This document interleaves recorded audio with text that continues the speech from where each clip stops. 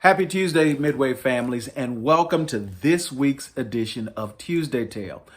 This week, I have the privilege of reading to you Carter Reads the Newspaper, and it is by Deborah Hopkinson, and it is illustrated by Don Tate. Now, this happens to be about one of my favorite people in history, Carter G. Woodson. Carter G. Woodson was known as the father of Negro history. He invented to what we now know as Black History Month. And so he had an exciting life. And so we'll get to read about him, okay? All right, let's read. Each February, we celebrate Black History Month. It's time to honor heroes like Harriet Tubman, Rosa Parks, and Martin Luther King Jr. But there's one hero we sometimes forget. Carter G. Woodson didn't help people escape from slavery, start a bus strike, or lead a movement of millions. Yet without him, we might not have Black history. This is his story.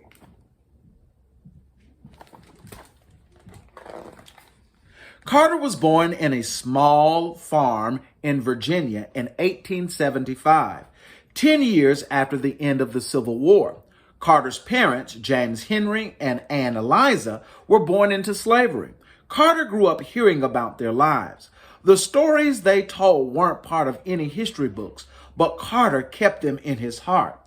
James Henry had run away from his master to join the Union Army and fight for freedom.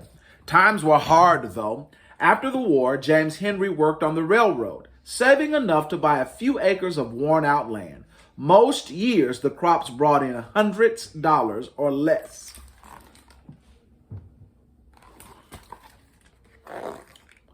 Ann Eliza was unbelievably brave. When she was a girl, her master decided to sell her mother. Ann Eliza asked him to sell her instead. That way her mother wouldn't have to leave her other 5 children. But no one offered enough money for Ann Eliza, so her master sold her mother and 2 little brothers instead. Ann Eliza didn't see them again until the end of the Civil War. She never forgot about the horror of standing on the auction block. Carter's parents struggled to feed and clothe 7 children, especially in the winter and early spring. Food was scarce. Carter, the youngest, once said, "We would leave the table hungry to go to the woods and pluck the persimmons." Many times he had to jump into bed early on Saturday nights so his mother could wash his only pants and shirts for church the next day.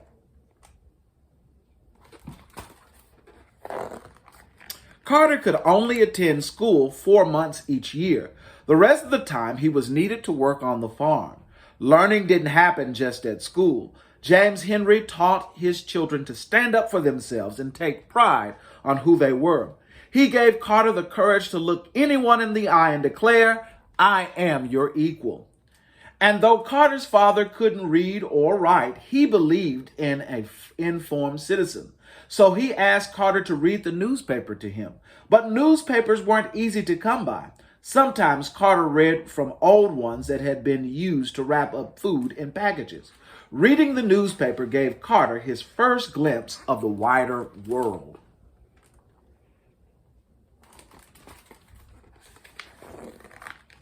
Carter longed to go to high school, but his family needed him to earn money. When he was 15, he hired himself out to nearby farms, working long hours under the hot sun. He also drove a garbage wagon. High school would have to wait.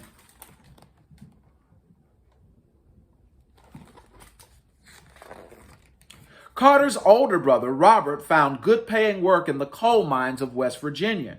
Carter decided to join him there. Mining was grueling work, but a boy not yet 17. It was dangerous. Once, a piece of slate came crashing down on Carter's head. He never forgot his time in the mines. Years later, Carter said, "I'm a coal miner and I can take anything."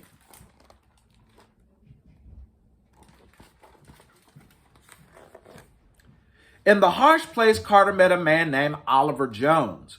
You'd have to look hard to find Oliver's name in a history book, but in that small mining camp in Fayette County, West Virginia, Oliver did something important. He changed one life, and that life changed many.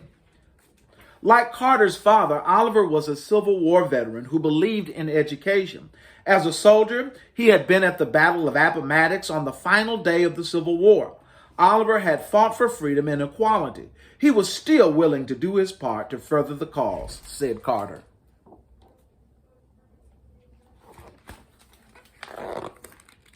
Each evening, after working in the mines, Oliver threw open the doors of his little house to the other miners. He made his home a reading room, filling it with books by African American writers and with newspapers from all over the country. He sold ice cream and fruits at all prices the men could afford. At first, Carter just went for the food, but that changed. Carter said, when Oliver Jones learned that I could read, he soon engaged me to inform him and his friends as to what was in the daily newspapers. Carter was happy to oblige. He liked reading the newspaper. Besides, he said later, I always enjoyed nice things to eat. Carter admired Oliver. He was a well-educated man, but he could neither read nor write, said Carter. He learned through others. Carter began to learn in the same way.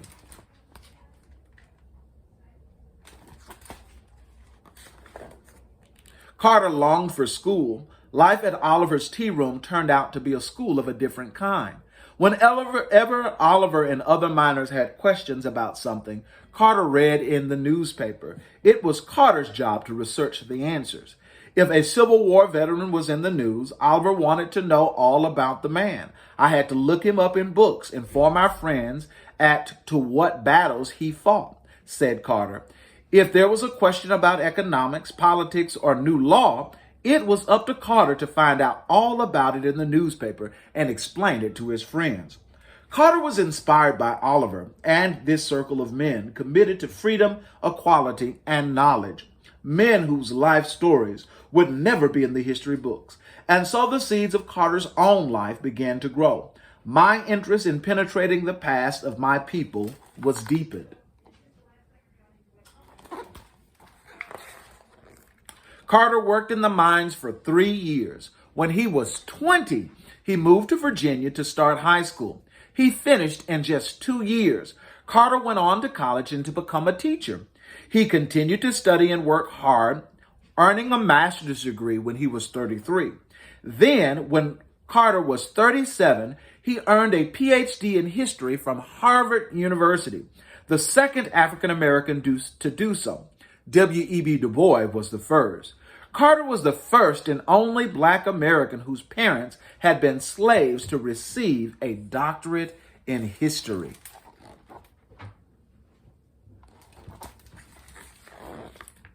At Harvard, so the story goes, one of Carter's professors said that Black people had no history. Carter remembered his father's pride, his mother's courage, and Oliver's determination to learn. He remembered reading the newspaper. Carter spoke up. No people lacked a history, he said. The professor challenged Carter to prove him wrong. For the rest of his life, Carter did just that.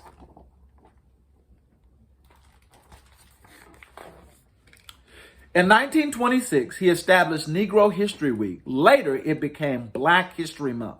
Carter chose the second week of February to mark the birthdays of Frederick Douglass and Abraham Lincoln. Today, our entire nation celebrates Black History Month, and we honor Carter G. Woodson as the father of Black history. In 1926, Carter was alone with his new idea. He had to blaze the trail. He had to spread the word at a time when there were no computers or internet or television. So Carter sent pamphlets to Negro History Week out to schools, colleges, churches, and women's clubs. And of course, he sent the notices to newspapers.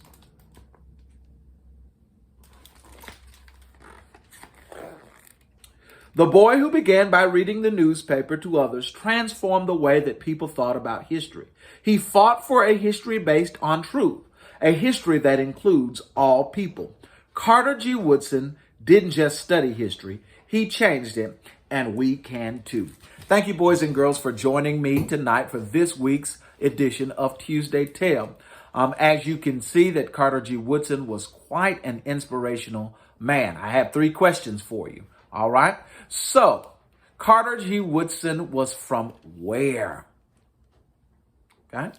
My second question, Where did Carter G. Woodson earn a PhD from? Where did Carter G. Woodson earn a PhD from? When Carter G. Woodson was 17, last question, what profession did he work in? What profession did Carter G. Woodson work in when he was 17? Thank you, boys and girls. Have a great night.